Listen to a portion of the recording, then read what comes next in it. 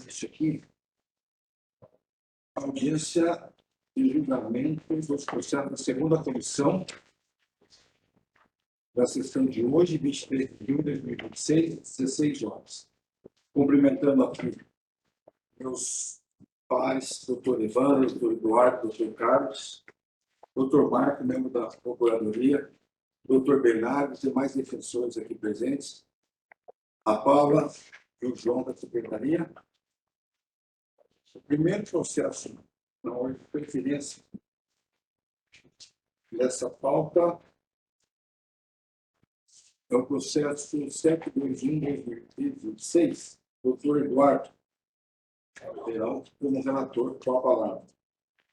Presidente, só ia mencionar que temos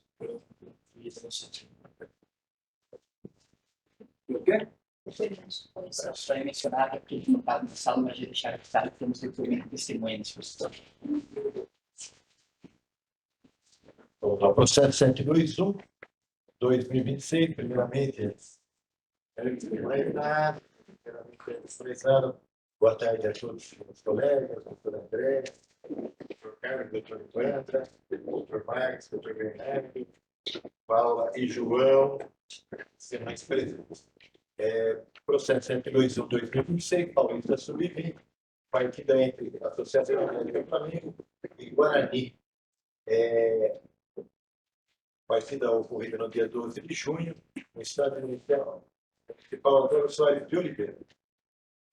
São denunciados a agremiação, trazendo ocorrência de súmula, Carlos Augustus Luongo Soler.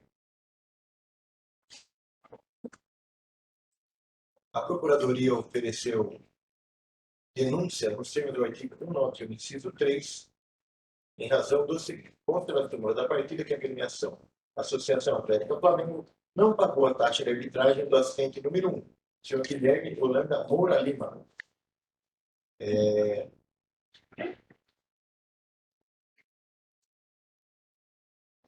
Há uma ocorrência após o término da partida, na saída do gramado de acesso ao túnel em direção ao vestiário da equipe de arbitragem, o dirigente da equipe da Associação Atlética Guarulhos, senhor Carlos Augusto Luongo Soler, que estava na arquibancada, dirigente árbitro assistente número 1, Guilherme Holanda Moura Lima, proferindo as seguintes palavras: pode colocar na súmula que você não vai receber hoje e vai se poder comigo depois. O dirigente foi identificado pelo diretor do jogo, senhor Rafael Mendes Pereira Luciano. Informe que a taxa do assistente número 1, senhor Guilherme Holanda Moura Lima, não foi paga. O regulamento da competição, no artigo 26 da CPV, é a obrigação do clube mandante de arcar com a contratação e o pagamento das despesas inerentes à realização da partida, estadas abaixo, sendo 3 da arbitragem em seus encargos. Tendo em vista que as taxas de arbitragem não foram integralmente pagas, plenamente caracterizada a infração disciplinar prevista no artigo 191, inciso 3 do CPJD. Também foi denunciado o senhor Carlos Augusto Longo Soler, nos termos do artigo 258, parágrafo 1º, inciso 2, combinado com o artigo 243C do CBJD. Consta na súmula da partida relatório do jogo, que após o apito final da partida, o quarteto de arbitragem informou que na saída do gramado, em direção ao vestiário, o presidente da equipe da Associação Atlética Flamengo, o senhor Carlos Augusto Longo Soler, dirigiu seu árbitro assistente, número 1, o senhor Guilherme Holanda Moura, e proferindo a seguinte palavra: pode colocar na súmula que você não vai receber hoje e vai se poder comigo depois. Essa ocorrência consiste em responsabilidade do senhor Carlos Augusto Longo Soler, presidente da agremiação Associação Atlética Flamengo, e viola a disposição do artigo 258, primeiro inciso 2, combinado com o artigo 243C do CBJD, pelo que protesta a Procuradoria, em razão das duas denúncias, pela aplicação das penas previstas nos respectivos artigos. A agremiação tem condenação específica no artigo 191, inciso 3, em 3 oportunidades, e não possui no outro artigo. E o senhor Carlos Augusto Longo, ele não possui antecedentes. Só verificar se tem, eu creio que não há defesa escrita.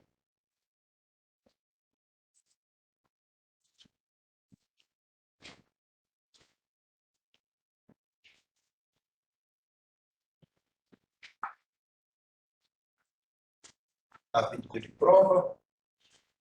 Há um vídeo também. É um vídeo só com conteúdo da Prova documental e 2 vídeos para contextualizar, fora os depoimentos.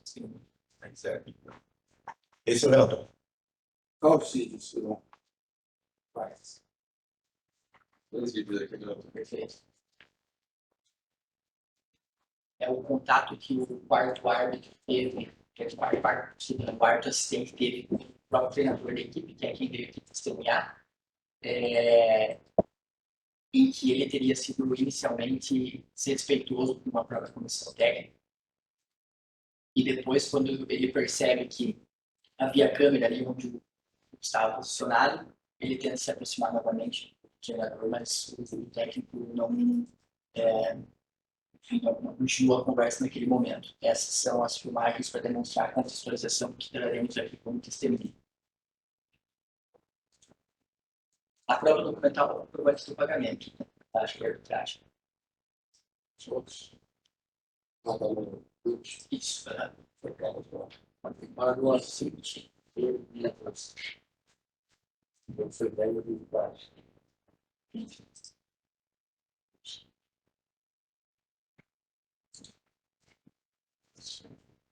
Eu comecei a ver. Mas não é problema. Eu paro um dia de atenção. Só desse. Então, quem que é? Segundo. testemunha o próprio treinador, porque teve esse contato prévio com o árbitro assistente e teria o depoimento do próprio presidente. Presidente ou doutor? Vai, Perfeito. senhor Caio, por favor. Então, Pode ser. Peço que eu avise ele. Deixa o seu documento, né?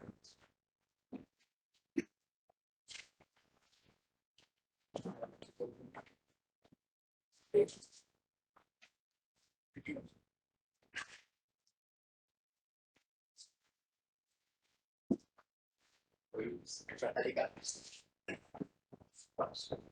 O nome do senhor e o seu lugar. Caio Bustos Lons, seu Carlos, mas é Caio Bustos, sou presidente da Associação Atlética. Senhor Caio, o senhor está ciente aí da imputação, né? E da denúncia? Em relação a esse fato, provavelmente dito aí, que consta na denúncia, o senhor que havia dito. Primeiro, O que o senhor tem a relatar? primeiro, com relação à taxa de arbitragem, inclusive paguei da minha conta. Mas, a diretor de partida, apoio já tinha sido pago antes, eu comecei a pagar, paguei foram 2 das arbitragens antes, não consegui pagar na hora, deu problema de sistema, então eu paguei 1 hora depois, paguei no próprio dia, todas as taxas, inclusive do Guilherme. Isso aí. Com relação à ameaça que ele fala, né, ele foi desrespeitoso, ele ficou bem pertinho de onde ele fica ali no banco de reserva. E ele falou que jogo pequeno, ele faz o que ele quer, ele quer fazer o que ele quer do jogo, respeitoso. E o treinador sabe, a gente sabe que tem câmeras do estádio. Aí nessa hora o treinador fala, não tem problema, tá aqui na ponta, assim, tem câmera aqui, nós vamos, nessa hora até a prova que ele fez, é que ele foi ali falar, daí o treinador falou, não quero falar com você depois. Então, a ameaça que ele fala, que na hora que acabou o jogo, o lance que não veio ao caso, na hora que ele acabou o jogo, eu falei, você vai ver que tem as imagens. Então, assim, a ameaça não é ameaça nem de agressão, eu nunca tive aquilo, sou presidente pelo 3º mandato no Flamengo, nunca vi. Então, assim, não é ameaça de sair, eu falei, você vai ver as imagens e você vai ver. Então, isso que aconteceu. Ele, desde a hora que falou das câmeras, ele mudou o comportamento dele, tipo, com isso, e ele, acho que a defesa dele foi falar isso, eu ameacei, mas eu não, é uma hipótese, eu vou. Tanto que é a primeira vez que eu estou aqui, mas é isso. Doutor Eduardo, tá bom. Boa tarde. Boa tarde. Prazer conhecer. Consta do relatório dos árbitros, né, uma questão relacionada ao não pagamento e, posteriormente, a uma eventual manifestação do senhor. É o que o senhor, de fato, falou para o senhor Caio, desculpe, para o senhor Guilherme. Eu falei que eu ia pegar as imagens, que ia fazer a federação, só que, infelizmente, eu não consegui provar nada, porque eu não consegui pegar ele falando, então não adianta. Eu falei, e as taxas da arbitragem, eu não paguei na hora, eu paguei na hora depois, eu não estava conseguindo pagar, inclusive o comprovante da minha conta pessoa física. Eu não tenho mais esse. Doutor Carlos, da palavra. Obrigado, senhor presidente. Senhor Caio, boa tarde. O senhor fez o... Não, Não, posso que não tenho mais a desculpa. uma denúncia que pesa contra o senhor está diretamente relacionada ao senhor Guilherme. O senhor disse aí, pode colocar na súmula que ele não vai receber hoje. Aí o comprovante juntado aos autos demonstra que o senhor fez o pagamento às 20 horas, 18 minutos, o senhor fez às 15 horas. E dos outros árbitros? Também fiz, O senhor fez no mesmo horário? eu fiz a minha conta também, eu não estava conseguindo fazer a conta. Sim, mas que horário o senhor fez para os outros? Pouco depois, assim, um pouquinho antes, uma hora e pouco antes, depois na frequência eu preciso de mais dois, não estava conseguindo fazer a minha conta, pessoal. Se você reparar, a taxa de diretor e delegado foi de uma outra conta, a conta do clube. Aí eu não consegui fazer mais, e depois eu fiz da minha conta pessoa física em horário diferente, mas no mesmo dia. Para tentar resolver as coisas. Inclusive, o ator estava lá, ele viu que eu estava tentando fazer o pagamento da parte. Obrigado. Doutor Evandro, alguma pergunta? Obrigada, presidente. Só agradecendo a presença do senhor, sem perguntas. Outro pergunta?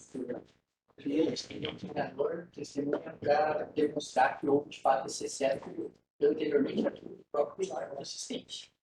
Se as influências entenderem que foi demonstrado no depoimento do teatro. Você tem aqui? Para mim, o depoimento dele. Você acha que você pelo segundo relator, você Eu gostaria. por favor. Deixa eu.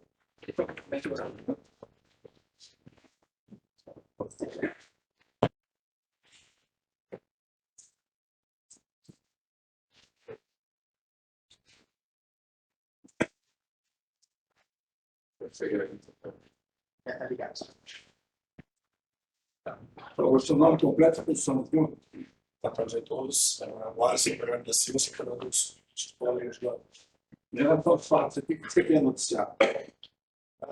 O Guilherme realmente teve um comportamento desrespeitoso e após ouvir algumas palavras que meio que menosprezavam o modo como vai ser tratado o jogo, conversamos, o árbitro já conhecia ele muito mais tempo, ele não, e aí na hora da pausa ele, dá para ver no vídeo, ele vem tentar conversar comigo e ele falou assim, ó, você me desrespeitou até agora e agora também não quero te ouvir porque você está se sentindo com ele por causa das provas que podem ocorrer. Então o comportamento dele não foi legal, depois, se vocês tiverem a oportunidade de assistir o comportamento dele muda. E foi mais ou menos isso. Essa questão dele, assim. E, não só comigo, mas com alguns da comissão técnica também foi respeitoso, mas de final deu para ser resolvido tudo certinho, sem nenhuma confusão. Boa tarde. O nome do senhor mesmo? Wallace, Senhor Wallace. Depois da partida, o que ocorreu entre o senhor Caio e o assistente?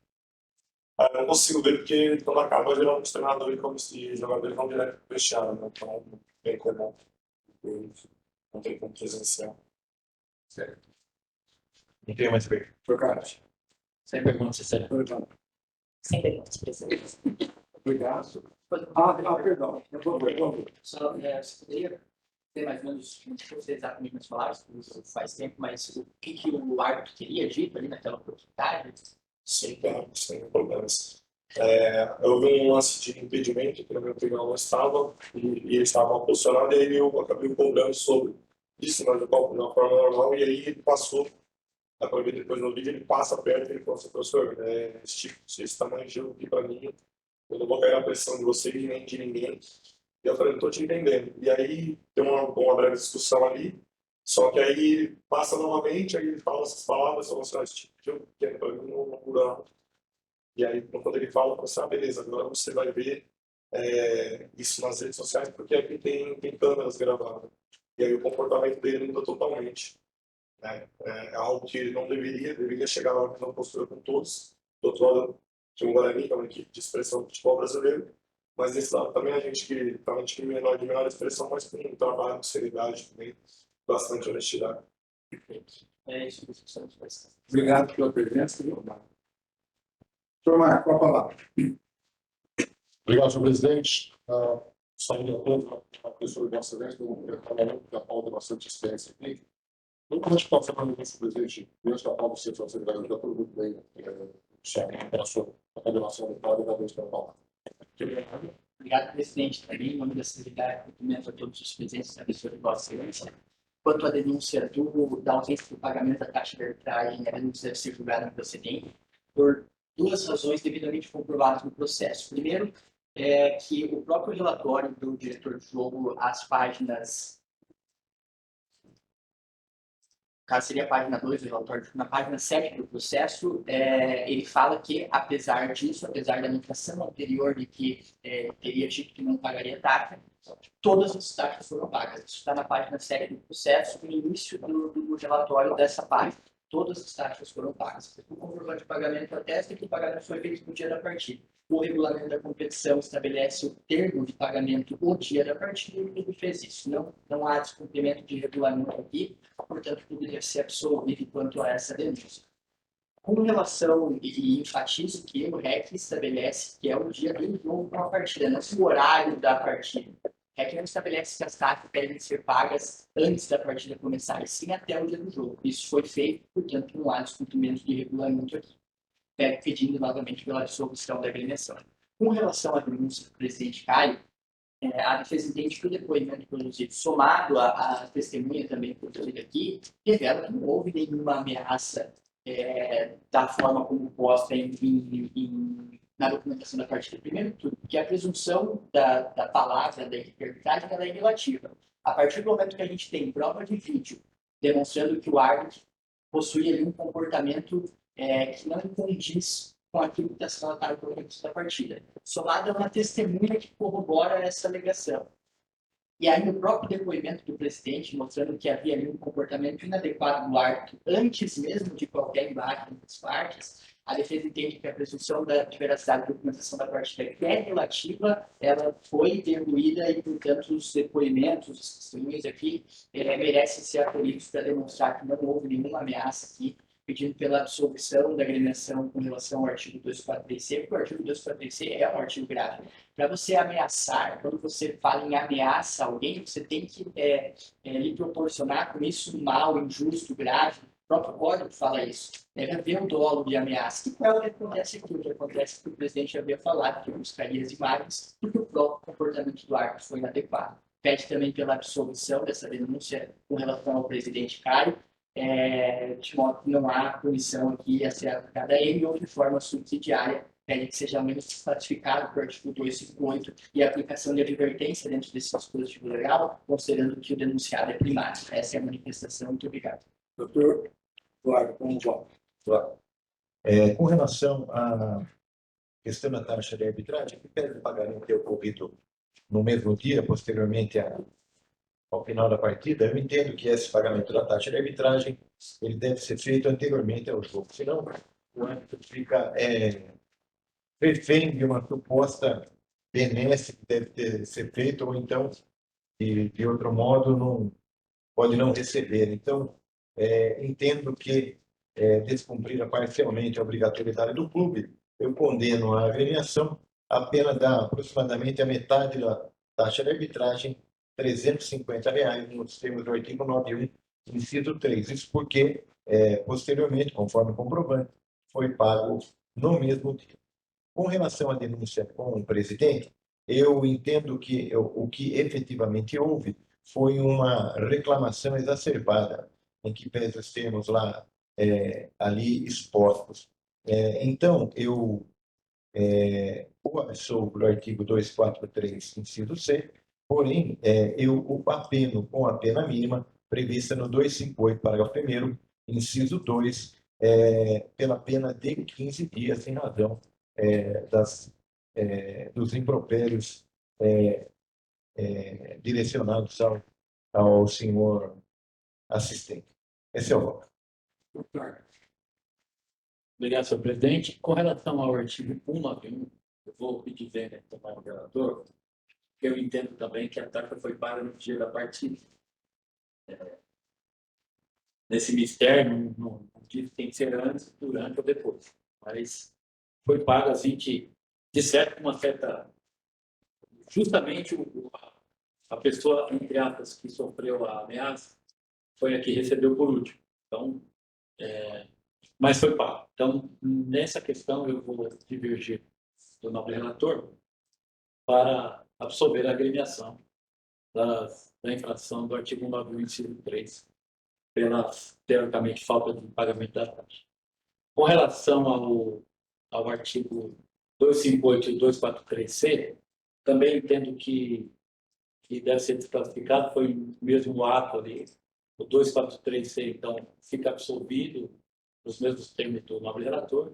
E a conduta do 258, eu também aplico a pena de 15 dias, 6, que nota 70. Aplicou, né? 15 dias. No 258. Ele absorveu, ele não aplicou no 83. Não, ele absolveu também. Ele absorveu. Estou absorvendo 243C e aplicando, são 258. 258 e 15. Isso. Estou levando. Obrigada, presidente. Eu vou acompanhar o voto. Peço bem ao novo relator, acompanho o voto divergente quanto à equipe 191 e acompanho o relator quanto à ocorrência com o senhor Caio. Eu vou acompanhar o voto divergente em relação à intervenção Flamengo pela absorção e vou acompanhar o voto da relatoria também, porque absorvendo no 243C e comigo no 254, primeiro e 215 dias.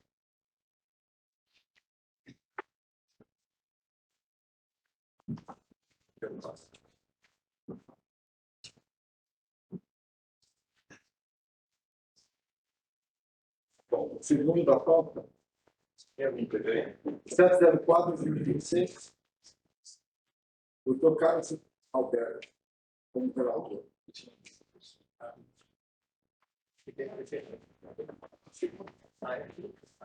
Quem que é o Obrigado, senhor presidente. Aproveito a oportunidade de cumprimentar Vossa Excelência na presidência dos trabalhos, estendendo os cumprimentos aos meninos aqui da mesa. Cumprimento a doutora Evandra e a doutora Paula. Desejando aqui, augurando votos de uma excelente tarde e uma tranquila. Processo 704, partida realizada em 7 de junho, às 10h40, equipes do Olímpia e LG Futebol Clube. Campeonato Sub-14. Figuram como denunciados.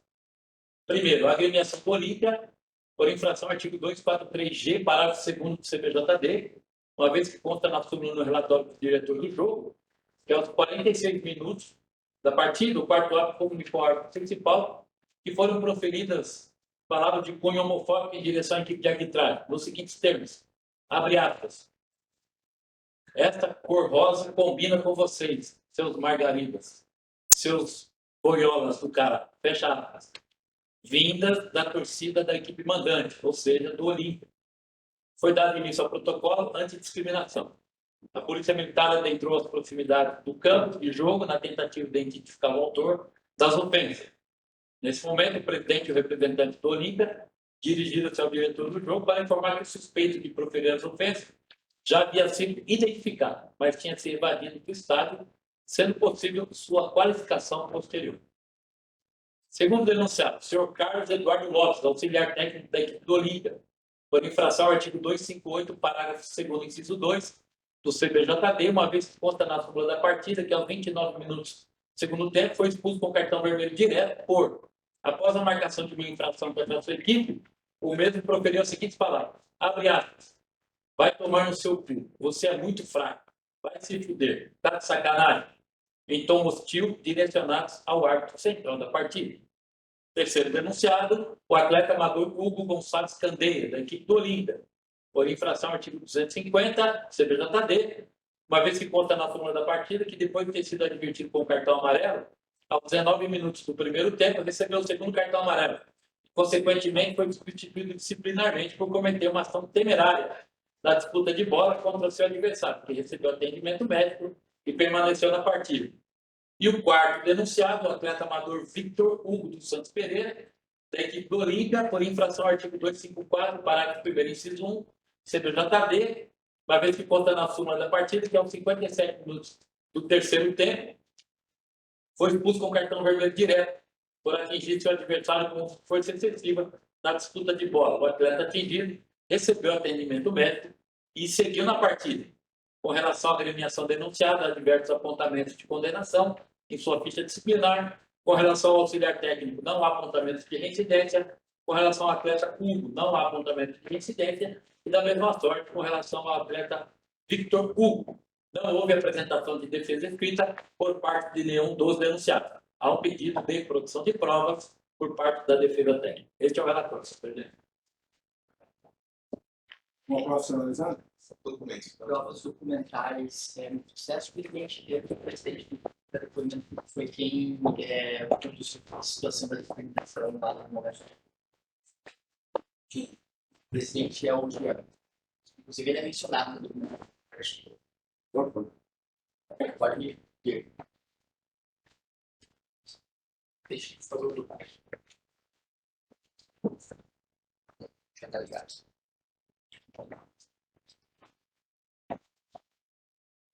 Boa tarde, doutor. O senhor tem Engenheiro Lucas de Souza Desores, presidente do Olímpia Futebol Clube.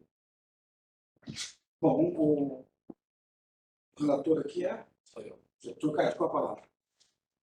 Boa tarde, senhor. Senhor Jean, o senhor é mencionado no relatório do diretor de jogo. Primeiro, boa tarde, quero cumprimentá-lo por estar aqui presente. Foi o senhor e mais um diretor, que não tem o nome dele, quem procurou a Polícia Militar, procurou o diretor de jogo e disse o seguinte: olha, a pessoa que fez as ofensas, ela foi embora. Mas nós sabemos quem foi. Podemos identificá-la posteriormente. Se senhores fizeram a identificação dessa pessoa?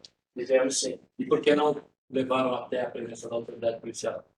Foi levada a documentação até a equipe de arbitragem, isso é correto. A equipe de arbitragem não quis fazer o boletim de ocorrência, está até no relatório do diretor da partida. Então, não foi feito o boletim de ocorrência com a Polícia Militar, porque a equipe de arbitragem não quis fazer. Eles falaram, vamos continuar a partida. Depois o senhor traz o documento do indivíduo, o qual fez os gritos homofóbicos. Foi feito conforme eles solicitaram. Levei a documentação, tanto que o pai ele é pai de um dos jogadores do Sub-13 do Olímpia Futebol Clube. Quando ele fez lá os gritos homofóbicos contra a equipe de arbitragem, ele saiu do estádio e na hora do ocorrido eu estava ocupado fazendo algo lá para o clube na parte externa. Fui até o local porque estava tumultuado lá o local, fui saber o que estava acontecendo. O delegado da partida me relatou o que estava acontecendo. Eu acionei a polícia junto com o Paulo Henrique, que é um gerente de futebol do Olímpia Futebol Clube, que nos ajuda. Chamei a equipe de arbitragem, perguntei se eles queriam fazer o boletim de ocorrência. Eles não quiseram fazer o boletim de ocorrência, conforme está no relatório do diretor da partida. Foi isso, o Olímpia Futebol Clube emitiu uma nota oficial, escrevendo que nós somos contra a homofobia, qualquer tipo de xingamento, bullying, racismo. Antes disso, também quero deixar relatado por aqui que o Olímpia fez o papel dele, nós fizemos reunião com os pais, enviamos mensagem nos grupos das categorias de base solicitando para ter respeito entre a equipe adversária, entre a equipe de arbitragem, solicitamos, mas infelizmente eu entendo que o Olímpia Futebol Clube não deveria ser penalizado por causa da fala de pessoas de CPM. Entendemos. O senhor disse que ele se evadiu, foi embora, e aí, ao final da partida, o senhor levou o documento dele para arbitrar. O senhor foi até a casa dele buscar o documento, ele voltou para o estádio, quer perguntar. Como foi esse documento? Eu tenho a documentação de todos Os pais dos atletas arquivado no clube. Tá? Então, um dos pais que estava na torcida identificou para mim. Falou, foi o pai do fulano de tal. Então, eu fui, pesquisei e vi com mais pessoas que realmente foi essa pessoa. Então, eu peguei a documentação do pai do jogador e direcionei até a equipe de arbitragem junto com o delegado da partida. Tá bom, obrigado. Sem mais perguntas. Eduardo, levanta. Obrigada pela presença, senhores. Obrigado pela presença. Mais alguma coisa? Senhor Marco, com a palavra. Obrigado, senhor presidente.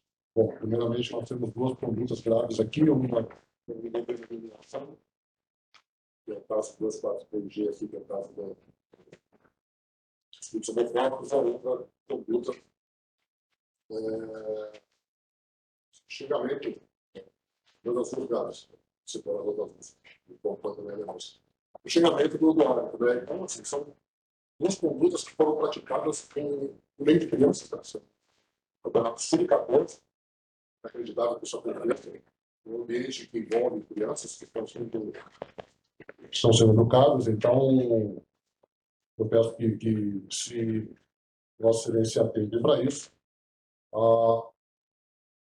eu ratifico o senhor da denúncia com relação às duas outras condutas, ratifico com relação, peço a condenação adequada com relação ao assistente auxiliar, né, que dirigiu as palavras ao árbitro.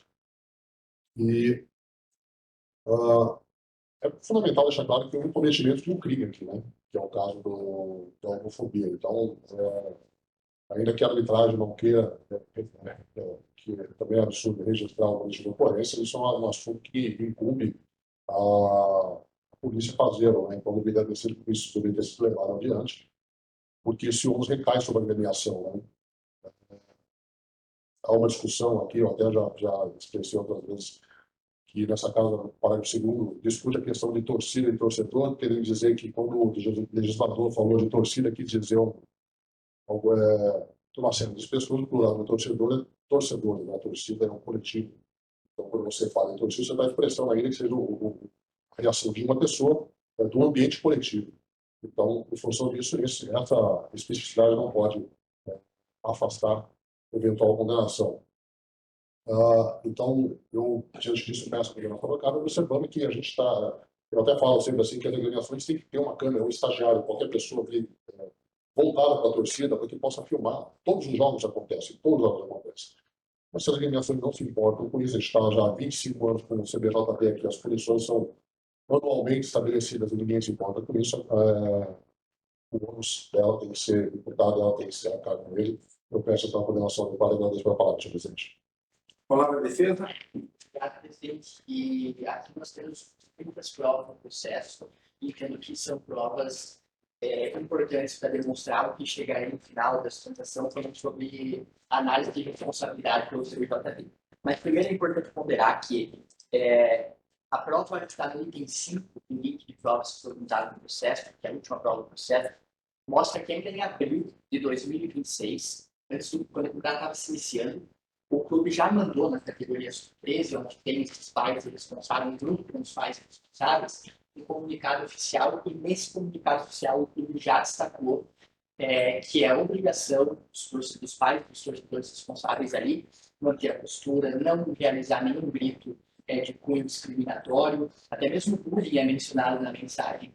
E tem um trecho que eu achei muito interessante, que é mandado uma mensagem pelo presidente de que você não fale para o filho do outro que você não quer que falem para o filho de vocês. Então, há uma conscientização por parte do clube de que se está falando aqui de uma categoria de base, de uma categoria de formação, e que ele prezou por isso ainda na esfera preventiva. Esse é o primeiro ponto que destaca aqui. Segundo ponto, agora passando a análise do que aconteceu ali no momento da partida. Nós temos um ato de fato que aconteceu, que o clube reconheceu, que o clube colocou em prática o protocolo da federação em receber a equipe de arbitragem, perguntar o que eles queriam que fosse feito, acolher eles e, acima de tudo, fazer o que precisava ser feito para reprimir. Porque, embora o código não estabeleça no 243G, mas dentro disso tudo, como ele estabelece no 213, eu juntei um processo com prova também, são os dois primeiros itens do arquivo que foi montado, do link, o processo 1397, do ano passado, e a ata de julgamento do Tribunal Pleno daqui. Foi um processo que eu trabalhei na defesa da comissão disciplinar, no Tribunal Pleno, e foi até o STJD o CAD. O Pleno daqui, ele decidiu da seguinte maneira: o clube, naquela oportunidade, era o Poranguense, fez tudo o que precisava fazer para o torcedor ser punido individualmente. O clube moveu as suas diretrizes internas, as equipes internas para identificar o torcedor, foi identificado. Aqui, o torcedor também foi identificado da mesma forma. O clube foi lá, investigou com os pais responsáveis que estavam ali na arquibancada, entendeu que pessoa que era, encontrou o número, o documento dessa pessoa e levou isso para a documentação da partida. O Dr. Carlos Alberto fez um questionamento ao presidente, e eu trago uma informação para também ajudar a responder o questionamento do Dr. Carlos Alberto. Na página 12 do processo, tem informação de que o clube trouxe o nome do responsável e o documento dele para viabilizar, caso a equipe de arbitragem quisesse fazer uma coisa. Mas foi opção da equipe de arbitragem não fazer o boletim de ocorrência. E aí a gente entra em outro ponto importante do julgamento. O Dr. Marco brilhantemente sustentou que se trata de um crime e deveria ter sido feito boletim de ocorrência, mas nós estamos falando de uma partida de futebol em que é aplicado o protocolo antidiscriminatório da Federação Paulista de Futebol. Inclusive, no processo que foi julgado aqui semana passada, que também existiu uma defesa, a doutora Evandra, salvo engano, também estava na comissão julgadora, ficou muito bem destacado lá que a polícia, nesses procedimentos, tem perguntado para a vítima se quer ou não fazer o boletim de ocorrência. E a vítima dizendo que não quer fazer o boletim de ocorrência, a polícia entende em respeitar essa vontade. Foi assim naquele julgamento, foi assim agora. E é a única coisa que muda para o julgamento daquele processo que eu trouxe aqui como prova, que é esse processo motivo 97/25. Porque de resto, o clube fez tudo o que precisava fazer. E aí entro numa próxima prova que foi trazida aqui. Além de mandar o comunicado oficial no grupo do Sub-11, do Sub-13, e publicar uma nota oficial no seu Instagram, o clube ainda enviou para sua equipe de segurança privada os dados desse torcedor, uma foto desse torcedor e falando que ele está proibido de acessar o estádio nos próximos jogos. Então, antes mesmo de Vossas Excelências aplicarem aqui a suspensão que estabelece o artigo 243G do CBJD, o clube já fez isso. O torcedor já está proibido de acessar o estádio, porque o clube fez o que precisava fazer para que esse torcedor individualmente fosse punido. E, portanto, o clube não merece ser punido por isso. Essa foi basicamente a lógica que foi adotada pelo Tribunal Pleno no julgamento desse processo que eu trouxe aqui como precedente. Porque, agora entrando na questão da responsabilidade, serei o mais breve possível, mas para mencionar por quê. O artigo 243G estabelece dois tipos de responsabilidade no seu parágrafo 1º e 2º. Eu entendo que são responsabilidades totalmente distintas. O primeiro caso é para aquele caso que ficou muito famoso, por exemplo, na partida do Grêmio, da torcida do Grêmio contra o goleiro Aranha, onde um grande número de pessoas simultaneamente estavam realizando falas preconceituosas. Essa é a responsabilidade do parágrafo 1º, porque ele fala quando simultaneamente um grande número de pessoas cometer a ação discriminatória, o clube será punido. E veja, aqui o artigo fala, o clube será punido. Só que a responsabilidade do parágrafo 2º é totalmente diferente, no meu entender.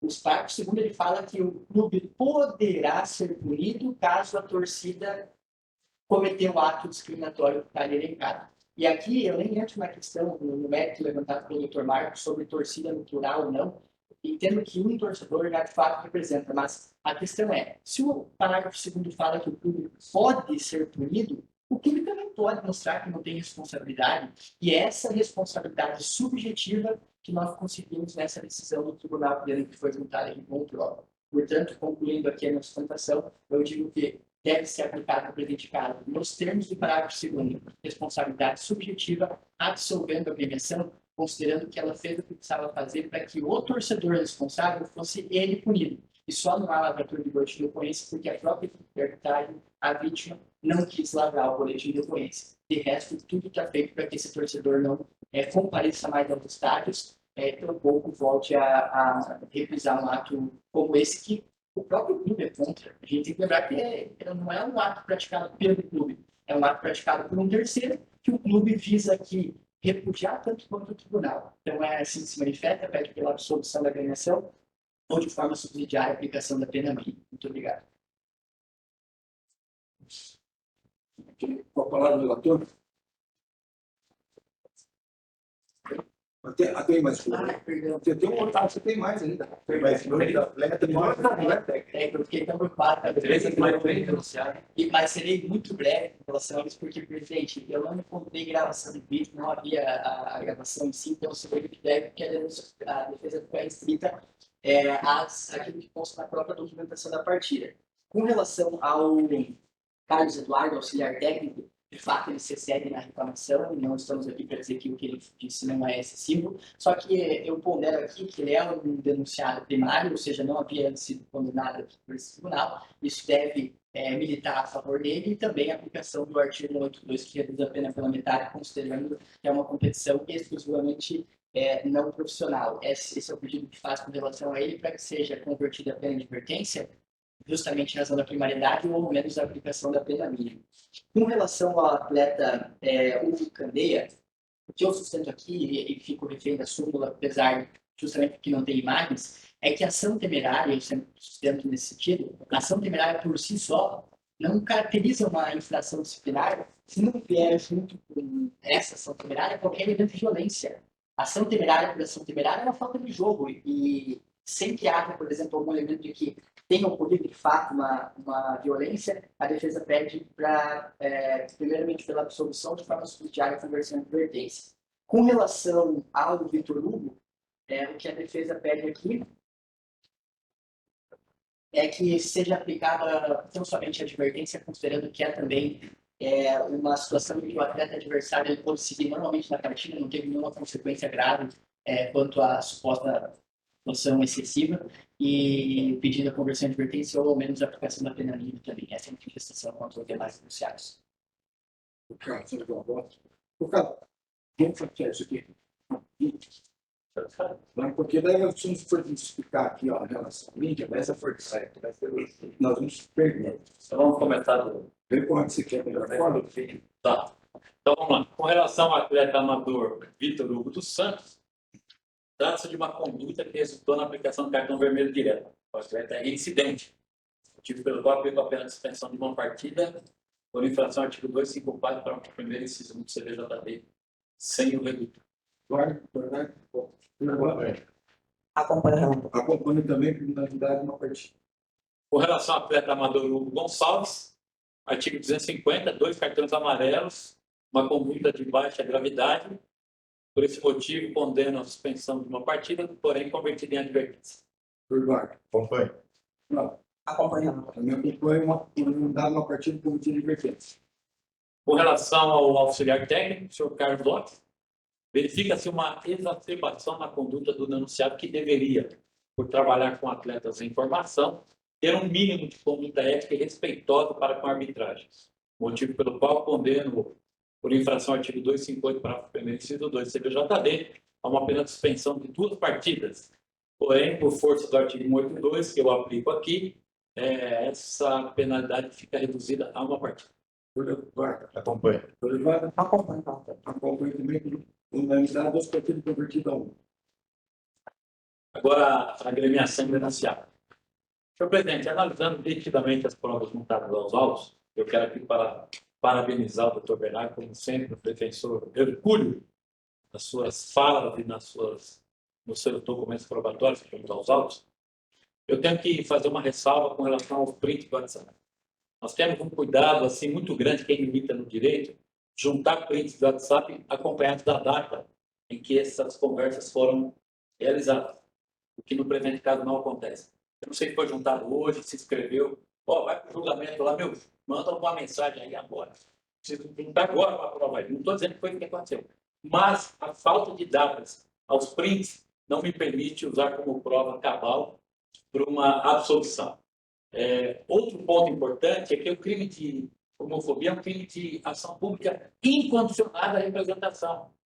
Não cabe ao quem sofreu a violência, nesse caso, decidir se quer ou não registrar o boletim de ocorrência. É obrigação das forças policiais, independentemente de qualquer coisa, de registrar o boletim de ocorrência. Vossa Excelência sabe muito bem disso. E o clube deveria ter a cautela de exigir que a polícia registrasse minimamente o boletim de ocorrência para juntar aos autos.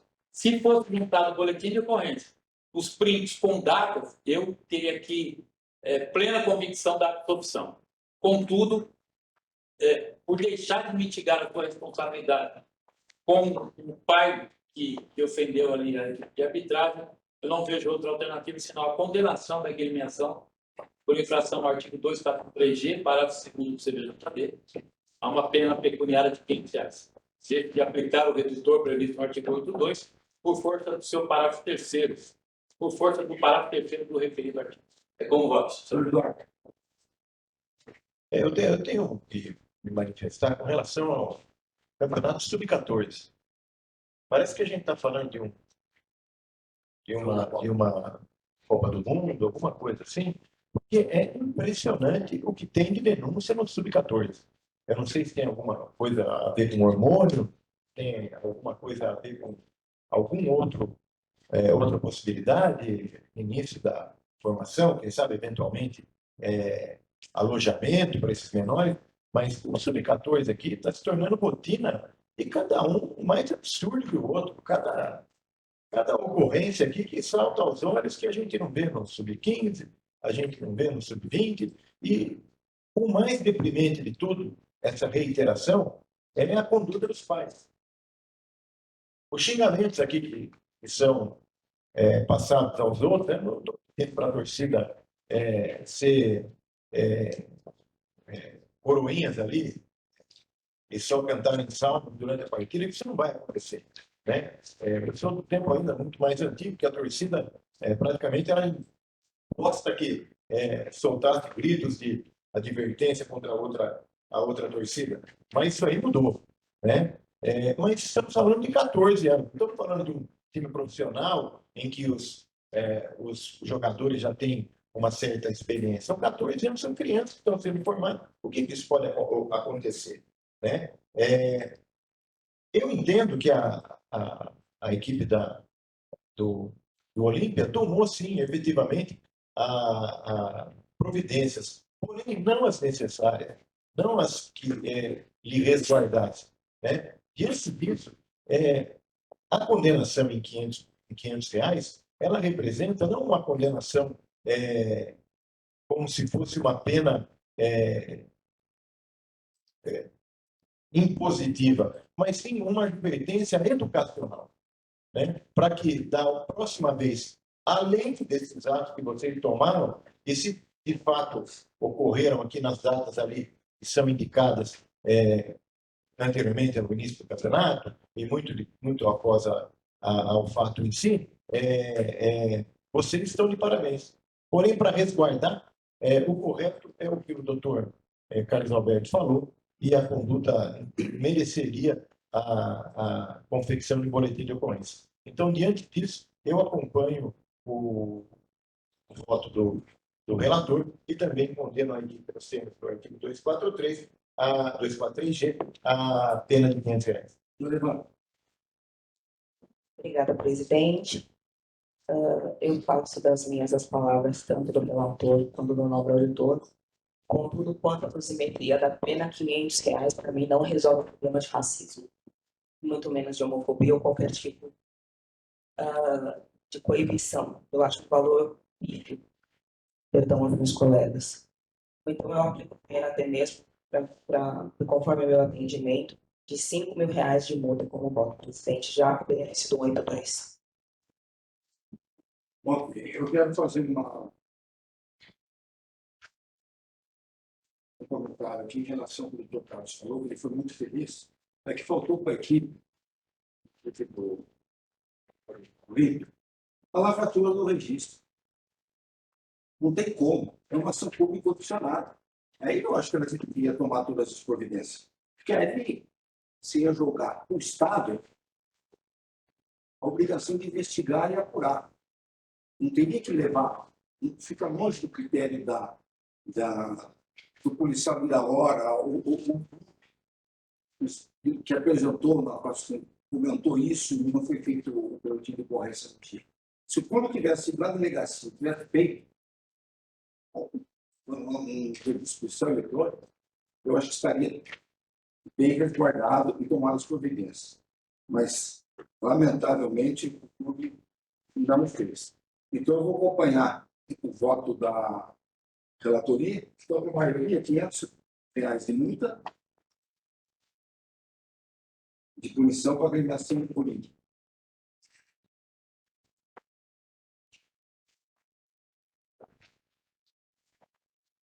Vamos ao terceiro, processo agora. Processo 763/2026, doutor Eduardo Peralta. 36.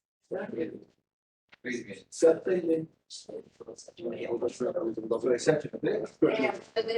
É, Ah, não voltou pegando, desculpa. Voltou pegando. Que é esse cara?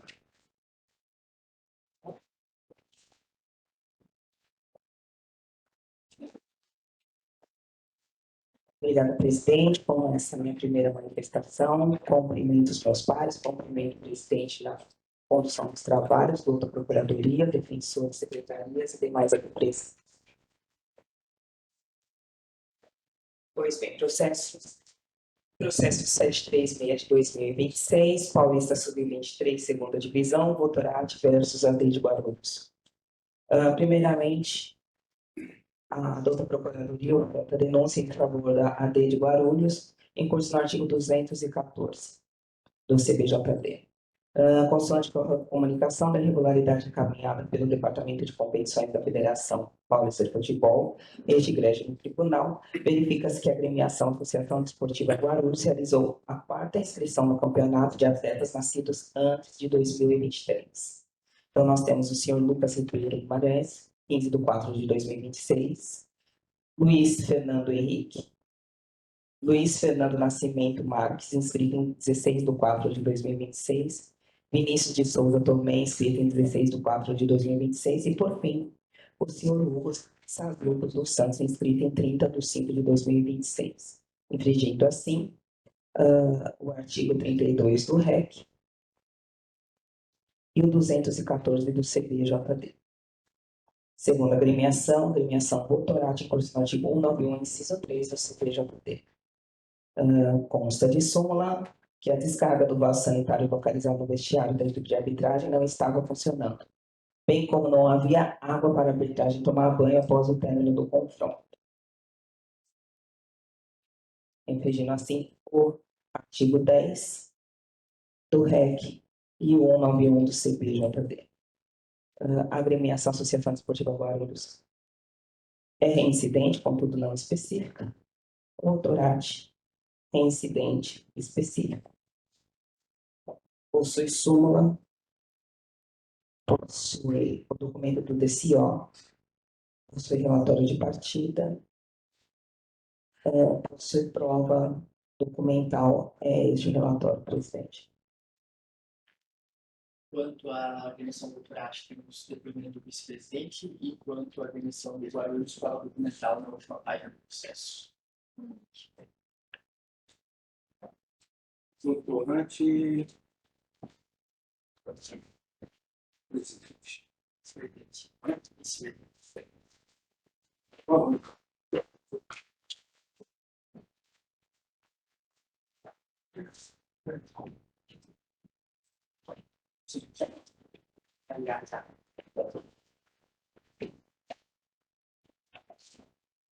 Boa tarde. Nome completo do senhor e a função? Boa tarde, Guilherme Santana, vice-presidente do doutorado de futebol. Obrigada, presidente. Obrigada, senhor Guilherme. Primeiramente, quero esclarecer que os processos são distribuídos de forma aleatória.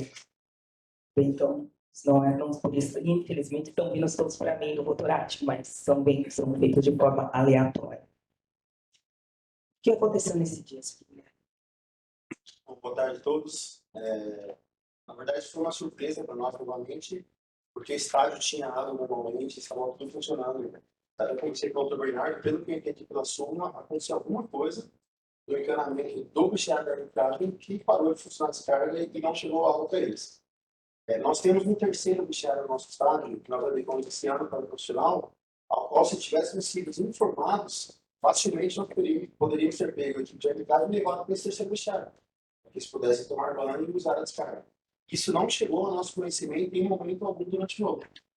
No final, nem a término do jogo, era o Aguinaldo que era criado esse jogo, meu amigo pessoal, inclusive, isso não chegou para a gente. Conversei com o administrador do estádio e nada disso foi nos passado. Nós vencemos essa partida, eu fui até ao corredor da arbitragem, das parabéns no final do jogo para eles, e em nenhum momento foi nos passado.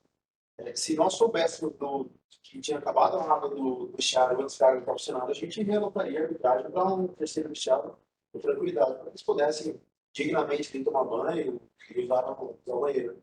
Até porque na súmula não diz que não estava funcionando desde o início. o delegado, quando ele chega no estádio, ele olha tudo o que está acontecendo na hora. Então, se tivesse identificado que eles estavam com os problemas no vestiário, a gente teria tomado as providências durante a partida. Não ficamos sabendo disso no final do jogo. Ok. Obrigada, presidente. Obrigada, presidente. Eu tenho. João Carlos. Sem perguntas.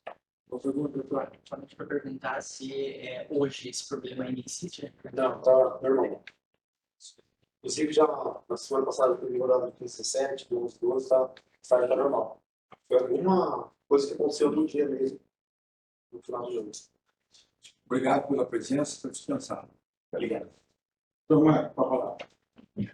Obrigado, senhor presidente. Eu vou me reservar o direito de réplica, vou passar a pedir para o doutor, tem uma série de provas juntadas pelo doutor Bernardo aqui, se o cara para o trabalho depois, né? Não é Hércules, mas faz. Então, eu peço só para o doutor Bernardo esclarecer as provas e submeter naturalmente a vossa excelência, eu achava que eu peço a palavra para a réplica, senhor presidente. Obrigado. Posso esclarecer as provas, senhor presidente, não será a defesa agora, será esclarecimento de provas, isso? Não pode fazer isso, se tiver, eu vou na réplica. Mas a defesa vai tudo junto. Ok, então, eu iniciarei de maneira mais leve com relação à operação prática, porque entendo que, de fato, é um caso menos complexo, porque o regulamento estabelece que o clube deve proporcionar para a arbitragem um vestiário nas condições adequadas. O clube não só possui um vestiário, como mencionado, que foi utilizado pela equipe de arbitragem, como também possui outro. Acontece que a equipe de arbitragem não relatou isso para o clube no dia da partida, senão eles teriam realocado a equipe de arbitragem e ela teriam utilizado o vestiário em plenas condições de uso, como determina o REC. A defesa entende que, diante das provas produzidas aqui, é possível entender e concluir que o clube não descumpriu o regulamento, porque possui, inclusive, outro vestiário que era possível de uso, plenas condições de uso, e, portanto, ele deve ser absolvido da denúncia do artigo 91, entendendo ainda isso tudo que é um fato totalmente atípico e muito pontual, que hoje já nem existe mais. Então, a defesa pede, primeiramente, pela absolvição, ou de forma subsidiária, que a defesa entende que, diante da altíssima gravidade, considerando que é um problema que já não existe mais e que havia, inclusive, a possibilidade de solução se a equipe de arbitragem tivesse relatado isso no momento do jogo, no momento após a finalização da partida, pede-se a conversão de advertência de forma subsidiária. Essa é a manifestação que fazem em relação à agressão doutorate. Com relação à agressão de Guarulhos, a denúncia não é determinada com base no artigo 214 do CNJD. A doutora Evandra, inclusive, já numa oportunidade passada, na sessão de semana passada, foi relator do processo que eu fiz defesas em relação à mesma agremiação. Naquela oportunidade, a doutora Alessandra manifestou algo que me chamou a atenção, que inclusive foi por isso que eu trouxe essas outras provas do processo. A doutora Alessandra entendeu que talvez não tivesse ficado com dúvida quanto à rescisão contratual do atleta. Então, eu trouxe aqui todas essas provas e vou tentar a defesa explicar em relação a isso. O que aconteceu? O clube, de fato, possuía 3 atletas que eram nascidos antes de 2003. O atleta Lucas Ribeiro Magalhães, o atleta Luiz Fernando Nascimento Marques e o atleta Vinícius Souza Tomé. Esses eram os atletas nascidos antes de 2003. Acontece que, conforme faz prova a rescisão contratual do atleta, que são os 2 primeiros itens das provas juntadas, a rescisão tanto do gestão web como também do registro na Federação Brasileira de Futebol, no dia 8/5/2026, o clube ele rescindiu o contrato com o atleta Luiz Fernando Nascimento Marques. Ou seja, a partir do dia 8/5, e aí eu trouxe as súmulas da partida, porque naquele primeiro processo não tinham mais súmulas e isso pode ter gerado essa dúvida. A partir do dia 8/5, o clube não mais possuía o atleta Luiz Fernando Nascimento Marques. Eu coloquei no nome dos arquivos exatamente assim, súmula antes da rescisão e súmula depois da rescisão, para vossas excelências verem que a partir da rodada número... A terceira rodada foi a última rodada que esse atleta jogou. A partir desse momento, o clube ele repôs um atleta nessas condições. No dia 30/5/2026, ou seja, 22 dias depois da rescisão do atleta Igor, o clube repôs um atleta nascido antes de 2023. E por que eu falo que o clube repôs o atleta? Porque o regulamento, ele em nenhum momento fala que o clube pode utilizar no máximo 3 atletas durante toda a competição. Se o regulamento falasse isso, eu entenderia que estaria caracterizada a irregularidade. Só que o regulamento fala, ele é muito objetivo quanto a isso. E eu entendo que a objetividade dele demonstra isso que eu estou falando nesse momento. os clubes poderão utilizar atletas nascidos a partir de 2003 e mais 3 atletas nascidos em 2002 ou antes para a competição. Ou seja, são 3. O clube estava utilizando 3 atletas nascidos antes de 2003